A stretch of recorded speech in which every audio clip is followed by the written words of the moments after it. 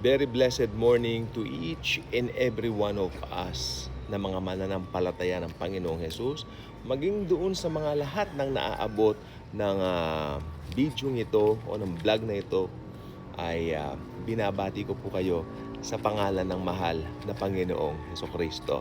Right now, tayo po ay magbabasa lang po tayo. Magbabasa lang po tayo at itatry ko pong ipaliwanag sa inyo yung mga kaya kong ipaabot sa inyo kasi napakarami po nito. Yun lang pong kayang maabot ng 10 minutes na limit ng TikTok sa atin ang siya ko pong ibabahagi dahil naniniwala po ko itong kapanahunan po natin ay kapanahunan na talagang approaching na nga po talaga tayo doon sa tinatawag na second coming o muling pagbabalik ng Panginoong Hesukristo dito sa lupa. Okay? At naisip niyo po ba, kung malapit na po ang second coming, mas malapit na pong pihado ang rapture. Kaya maraming naniniwala po, this 2026 will be the rapture. Kasi, kung bibilangin mo nga naman, after, anong tawag dito? After 7 years, 2033. At ayon po sa bilang ng mga marunong magkalkula, yung mga mahilig nga po sa calculation, simula daw nung ipinako si Jesus hanggang sa ngayon, ay 2033 daw po talaga tumutumpak. Kasi dalawa po yan it's either 2033 o 2030. Kung 2030 magra-rapture sana nung 2023 pa nag-rapture. O gusto de say, kung 2030 sana raw yung second coming, sana nung 2023 nag-rapture na hindi nga nag-rapture noon. Tapos may balita pa, natatandaan nyo last year yung September 23, hindi rin nag-rapture, no? Pero marami ngayon ayon sa mga talagang nag-aaral nga po ng yung pagkakalkula, yung mga mahilig mag-calculate, mag-date setting, no? Sabi nila baka ito raw pong 2026 or should I say this year ay mag-rapture na. Kung mananampalataya ka, anytime you are really excited. Kasi I believe kung mananampalataya ka na, naka-ready ka na eh. O mag-ready ka na, mananampalataya na ako, ready na.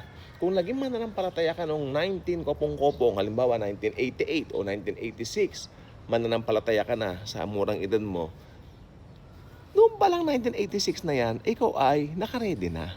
Dahil ang nag-ready sa iyo ay hindi naman ikaw, kundi si Jesus. Siguro sabi lang ni Jesus doon, be ready, ibig sabihin, be excited. Doon sa kanyang muling pagdating, sino bang hindi ma-excite, di ba? Rapture yun. Pag believer ang sinabihan na, hey, be excited, Jesus is coming. Sa rapture po yun, no? Pero may babasahin po ko sa inyo dito po sa Bible na talaga po namang makikita po natin yung pagkakasunod-sunod. Tignan po natin mabuti at sana tayo po ay maging attentive, no, habang binabasa, no. Ito po ay nandito po sa second epistle of Paul to the Thessalonians. Second Thessalonians. Ayan po yung mga minarkahan ko po ng yelo. Yan pong babasahin natin. So medyo marami po siya pero yung pwedeng maabot lang ng ating kasi 10 lang po binigay ni TikTok po sa atin na oras, no? So yun lang po ang ating pong itatalakay, no? Okay, babasahin ko po 2 Thessalonians chapter 2. Umpisahan ko po sa verse 5. Hindi ko po alam kung hanggang saan, no? Pero umpisahan natin sa verse 5. Do you not remember that when I was still with you, I told you these things? O yan, no? Wow. And now, you know what is restraining. Ulitin ko, and now you know what is restraining, that He may be revealed in His own time. For the mystery of lawlessness is already at work. Only He who now restrains will do so until He is taken out of the way. May restrainer pong talaga. Ito po ay ang banal na espiritu. Kaya hindi makalabas-labas itong man of sin, man of lawlessness, kung ano man gusto mong itawag sa kanya, Antikristo, whatever. Hindi siya makalabas-labas kasi ito ang sabi dito. And then, sabi niya rito, ayan, He who now restrains will do so until He is taken out of the way. O, pag na-take out of the way na, sabi dito susunod na verse, and then the lawless one will be revealed. Tandaan nyo, marireveal na po siya. Lilitaw na po siya. Ako naniniwala po ako, bigla siyang darating sa eksena. Na-reveal. Ayan na po siya. Hindi po siya yung dati na pong nandyan na may idea na ang mundo, sino siya, kilala na siya. No, I don't believe in that. Maraming pastor na sa Amerika, sa iba't ibang European countries sa pastor, pareho rin ng paniniwala ko na bigla siyang lilitaw. No? Hindi siya kilala, out of nowhere biglang lilitaw po siya. No? Bigla siyang lilitaw. At siya po ay isang Hudyo, isa siyang Jew. Kaya may sinabi nga si Jesus, dumating ako sa pangalan ng aking Ama, ako ay hindi niyo tinanggap. Subalit kung may darating, taglay lamang ang kanyang pangalan, siya ay tatanggapin niyo. Ayun ang Antikristo. That's the Antichrist. May Antichrist pong darating. May mga pilosopo sabi, yung Antichrist marami yan. Yun po yung mga Antichrist. Pero merong the Antichrist with the definite article the. Okay? T-H-E. The. Yun po ang Antikristo. Ang Antikristo. Makikita po sa mga headings ng Bible, nakalagay po dyan, no? O, ang Antikristo. The Antichrist. Isang lalaki. Number niya, nakalagay naman po sa Biblia. Numero ng isang lalaki. Hombre. Sabi, Spanish Bible, hombre. Okay?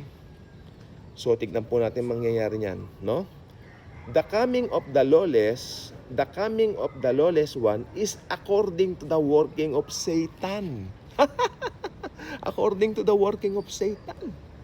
Kaya nga po, ang Antikristong ito talagang naniniwala ako sa panahon ngayon, nakahanda na ito. Lilitaw na lang siya. Yan technology, yung ginagamit na AI na yan. Maniwala kayo sa akin, so hindi man, no? Yan po ay nakahanda na. Darating na lang siya at gagamitin na lang niya. No? Talagang inihanda na yan. And besides, nakahula sa banal na aklat. At pag nakahula dito sa Bible, matutupad at matutupad. Natin.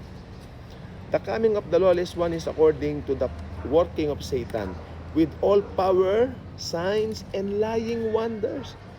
Maraming kasinungalingan ito. And with all unrighteous deception. And with all unrighteous deception among those who perish because they did not receive the love of the truth that they might be saved. Ito po yung mga naiwan doon sa rapture, nakapasok na po sa tribulation, pero makamundo pa rin.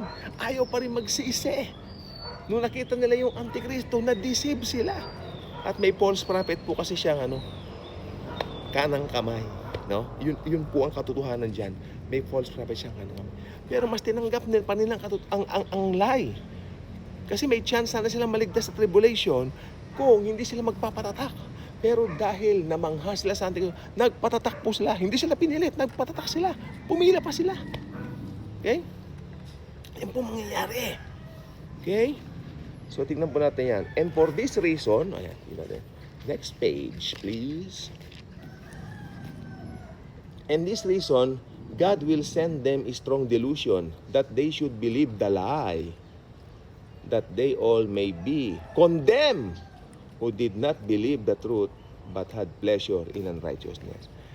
Balang araw, lahat ng mga unbelievers tatapon po sa Gehenna. Or should I say, Gehenna hell. Ito po yung maapoy na impyerno.